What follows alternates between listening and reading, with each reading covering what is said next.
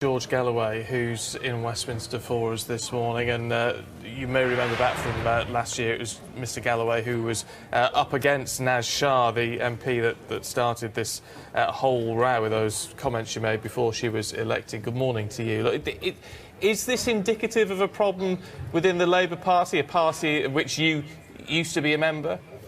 Well, you call it a problem. Naz Shah's, frankly, half-witted scribblings were before she was an MP, and they were on Facebook. They were not like the two Palestinian children that were shot down dead in Jerusalem yesterday and left lying on the street like stray dogs.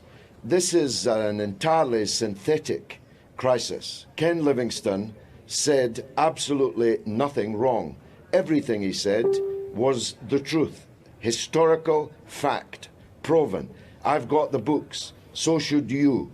There was an agreement between the Nazi filth of Hitler and the Zionist leaders in Germany to send Germany's Jews to Palestine because both of them believed that the German Jews were not German and that they were aliens. Even if they'd been there for centuries, they must leave. So in that sense, Nazism and Zionism were two sides of the same coin. They even actually minted a coin to prove it, to celebrate the Havara Agreement, which was reached. Now, should Ken Livingstone have gone round the studios saying that? I think not. I wouldn't have, neither on timing, nor would I have used the words and the imagery that he used. But you can't be expelled for telling the truth. Oh, wait, that's what happened to me over Iraq. OK, Natasha Devon's here in the studio, George. She wants a word. I just wanted to ask you, if this is, as you claim, a synthetic crisis that's been fabricated out of a few ill-judged Facebook comments, then why do you think it's happening now? Why is it advantageous to attack the Labour Party now, in your opinion? They're trying to get rid of Jeremy Corbyn. That's the long and the short of it. There's a slow-motion coup. It has been underway for many months. The real target is Jeremy Corbyn, and you'll see that this chaos, which has been created, you just saw it by Labour MPs screaming Nazi scum at other big Labour figures like Livingstone, they will say, with all this chaos, we can't go on like this. We need a new leader who can command the support of members of Parliament and those parts of the media that has been hysterically anti-Corbyn from the very beginning. So it's a coup. Corbyn is the target. Sadiq Khan and John Mann and the other voices that have been heard so loudly over the last 24 hours, they're at the heart of that coup. You see if I'm right. You said, George, that Ken Livingstone was actually right in his assertions. And look, that is a point that could be up for argument. A lot of people on Twitter claiming that as well. But the idea, which he effectively putting that Hitler was a Zionist, that he was supporting the idea of building a Jewish homeland, that can't be validated, can it? I mean, he may have wanted them all out of his country before policy changed and they decided to exterminate 6 million Jews, but the idea that he was actually a Zionist can't be stood up, surely.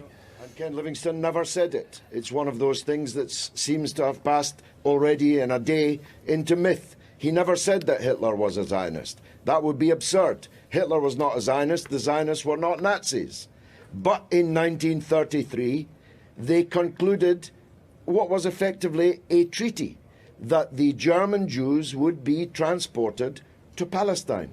And that is the Zionist project. They also don't believe that German Jews are German, French Jews are French, or British Jews are British. They believe that they are aliens and they should go and live in somebody else's country. And that's what the Nazi filth believes too. Even now, today, there are people on the far right who believe that. So what Ken Livingstone actually said, Neil... What he actually said, I mean, to quote him verbatim, if I can find it now, Hitler was supporting Zionism. Well, that's a fact. That doesn't mean he was a Zionist, but he was supporting Zionism.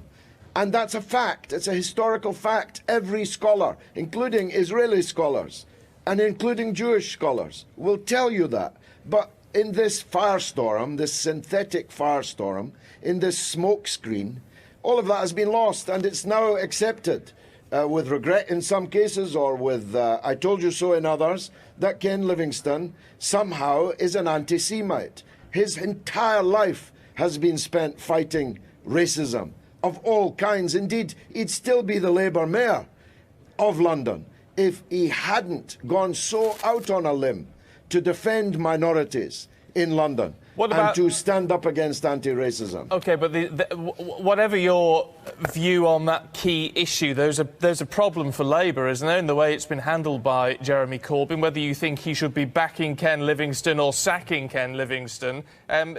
It's a bit of a fudge at the minute, isn't it?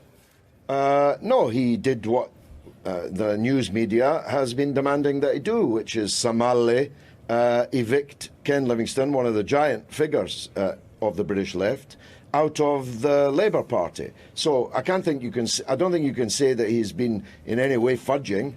He's just done the wrong thing. He's done the precise opposite of the wrong thing. I tweeted before all this happened, yesterday morning, if you don't run, they can't chase you. He did run, and my goodness, you are all chasing him. George, Galloway, we have to leave it there. Thank you for your thoughts on that.